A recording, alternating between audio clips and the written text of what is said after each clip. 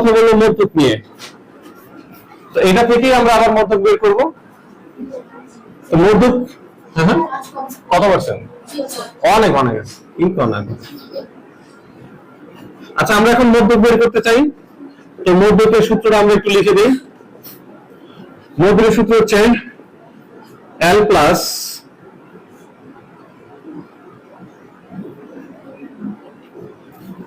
is by fm আর এখানে হচ্ছে n/2 minus fc। এখন কিচ্ছু লেখার প্রয়োজন নাই, আমি টোটালটা করব তারপর সময় দিব। প্লিজ ফুল ফোকাসটা দিয়ে দিকে দেন আপনারা। রাখেন স্যার, এটা হচ্ছে সূত্র। ওকে, এটার জন্য 3টা কলামই যথেষ্ট। 2 3 4 5 6 7 8 9 1 2। এদিকে শ্রেণী গণসংখ্যা আর এদিকে লাগবে ক্রমযোজিত গণসংখ্যা। ক্রমযোজিত গণসংখ্যা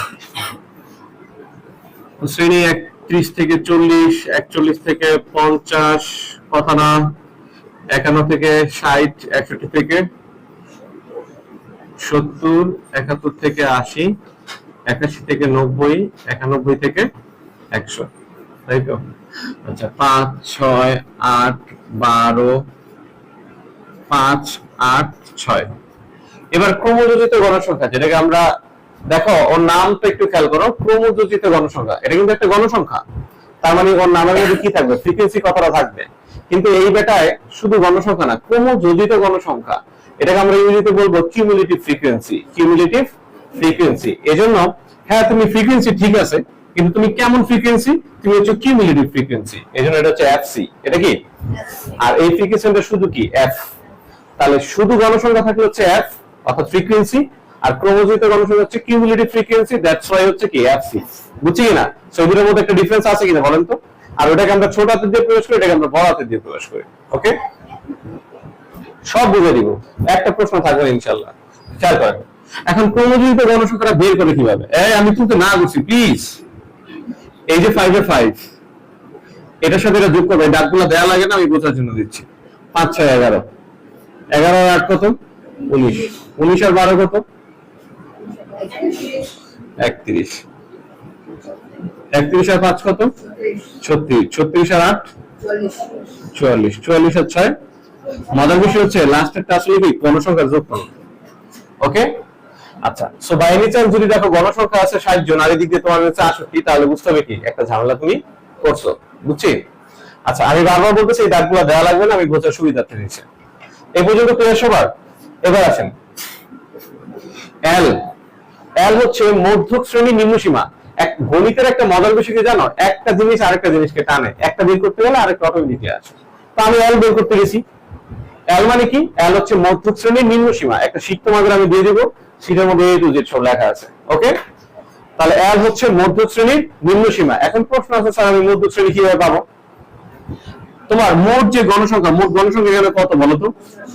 50। তুমি 50 কে 2 দিয়ে ভাগ করবা। কত দিয়ে ভাগ করবা? 2, 25। এখন তুমি এভাবে খুঁজবা, তুমি 25 রোলওয়ালা স্টুডেন্টকে খুঁজতে চাও। কত রোলের স্টুডেন্টকে খুঁজতে চাও? 25 রোলের। এখন ধরো এখানে একটা রুম আছে, এই রুমের মধ্যে 5 রোল পর্যন্ত স্টুডেন্ট আছে, এখানে কি 25 রোলকে পাবা? এখানে 11 রোল পর্যন্ত স্টুডেন্ট আছে, 25 রোলকে পাবা? এখানে 19 রোল পর্যন্ত স্টুডেন্ট আছে এই রুমের মধ্যে, 25 রোলকে পাবা? 31 রোল পর্যন্ত স্টুডেন্ট এখানে আছে, 25 রোলকে পাবা? হ্যাঁ, এই ক্লাসের মধ্যে কি 25 ঘাপটি মেরে আছে। ওকে, তাহলে এটাই হচ্ছে আমাদের মধ্যক শ্রেণী। এটাই কি আমাদের মধ্যক শ্রেণী। তাহলে মধ্যক শ্রেণীটা কত? মধ্যক শ্রেণী হচ্ছে 61 থেকে 70। 61 থেকে 70 কথা কি বুঝলাম? তাহলে এটা তুমি একটু বাংলা কথা লিখতে, এগুলো আমরা পরে শিখে নিব। 61 থেকে 70 শ্রেণীতে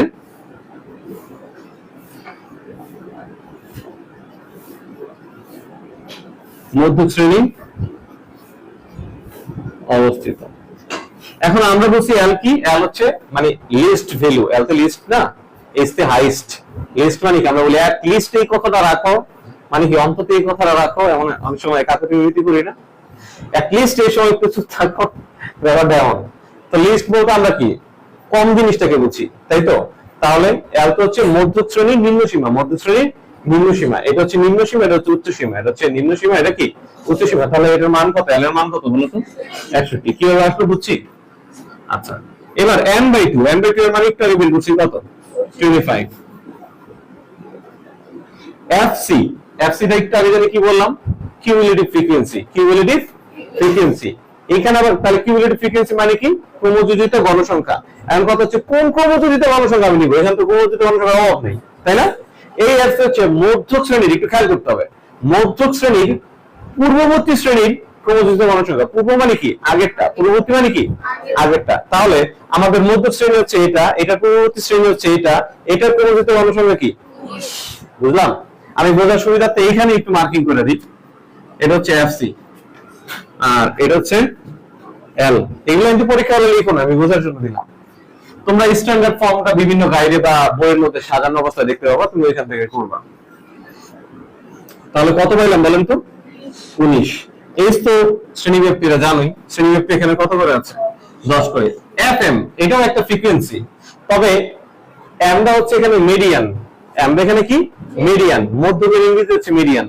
ওকে, সুন্দর একটা ব্যাপার আছে, যেমন গড় মধ্যক প্রচুর একটা সুন্দর একটা মিল আছে না, ইংরেজিতে বলা হয় mean median mode, mean median mode, গড় মধ্যক প্রচুরক। তাহলে মধ্যক ইংরেজি কি median, MEDIAN, median. Okay, median না কিন্তু মিডিয়ান।